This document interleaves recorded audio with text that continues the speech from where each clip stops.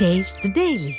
விக்கிரவாண்டி அடுத்த மேலக்குந்தை கிராமத்தில் உரிய ஆவணமின்றி எடுத்துச் செல்லப்பட்ட சுமார் 23 லட்சம் மதிப்பிலான 23 கிலோ வெள்ளி கொலுசுகள் பறிமுதல் செய்யப்பட்டுள்ளது. இது குறித்த கூடுதல் தகவலை செய்தியாளர் கோபிநாத்திடம் கேட்கலாம். கோபிநாத், வணக்கம். இது பற்றிய முழு விவரங்கள். விக்கிரவாண்டிக்கான இடைத்தேர்தல் அறிவிக்கப்பட்டு அடுத்த மாதம் ஜூலை 10ஆம் தேதி வாக்குப்பதிவு நடக்க போதுங்க. தேர்தல் நடத்தை விதிமுறைகள் ஏற்கனவே அமல்படுத்திட்டாங்க.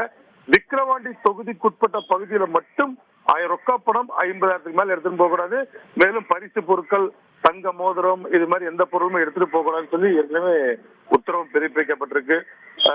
பணம் பட்டுவாடா மற்றும் பரிசு பொருட்கள் வழங்குவதை தடுப்பதற்கும் இதற்கான ஒரு கண்காணிப்பு குழுக்கள் அமைக்கப்பட்டிருக்கு. மொத்தம் 6 கண்காணிப்பு குழுக்கள் மற்றும் பறக்கு படைகள் அமைக்கப்பட்டிருக்கு. இவர்கள் இன்னைக்கு பாத்தீங்கன்னா விழுப்புரம் சென்னை தேசிய நெடுஞ்சாலையில ஒரு பறக்கும் படை குழுவினர் வந்து ஆய்வு மேற்கொள்றாங்க. அந்த இடத்துல பாத்தீங்கன்னா அந்த பக்கமா வந்த காரை வந்து தடுத்து நிறுத்துறாங்க. இந்த குழு தலைவர் பாத்தீங்கன்னா துரை செல்வகுமார். இவரை போலீசார் என்ன பண்றாங்க, மேலக்கொந்தை கிராமத்துல வாகன சோதனை ஈடுபடும் போது அந்த பக்கம் வந்த காரை தடுத்துறாங்க. அந்த கார்ல வந்தவர் வந்து கவியரசன். இவர் வண்டியை சோதனை பண்ணும்போது பாத்தீங்கன்னா கட்டுக்கட்டாக, அதாவது பொட்டலமாக மொத்தம் 23 கிலோ எடை கொண்ட மொத்தம் 23 லட்சம் மதிப்பிலான தங்க வெள்ளி கொலுசுகள், வெள்ளி குருமாத்து உள்ளிட்ட பொருட்கள் வந்து பார்த்து அதிர்ச்சியடைறாங்க. உடனே அதை பறிமுதல் பண்றாங்க. அவர்கிட்ட விசாரணை மேற்கொள்றாங்க. இல்லைங்க, நாங்க ஹோல்சேல்ல வியாபாரம் பண்றோம், இதை வந்து செஞ்சு உள்ளிட்ட பகுதிகளுக்கு நகைக்கடைக்கு எடுத்துட்டு போறோம்னு சொல்றாங்க. ஆனால் இதற்கான உரிய ஆவணங்கள் அவங்க கையில இல்ல.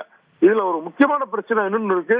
சென்னையிலிருந்து தென் மாவட்டங்களுக்கு செல்லக்கூடிய அத்தனை பேருமே விக்கிரவாண்டி தொகுதியை தாண்டி மட்டும்தான் போகணும். இந்த தேசிய நெடுஞ்சாலை கடந்துதான் போக வேண்டியிருக்கு.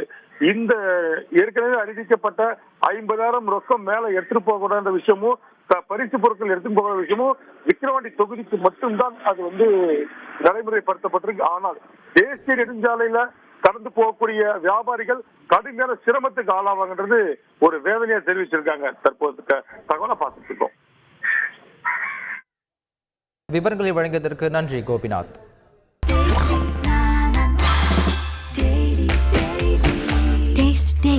Taste the Daily.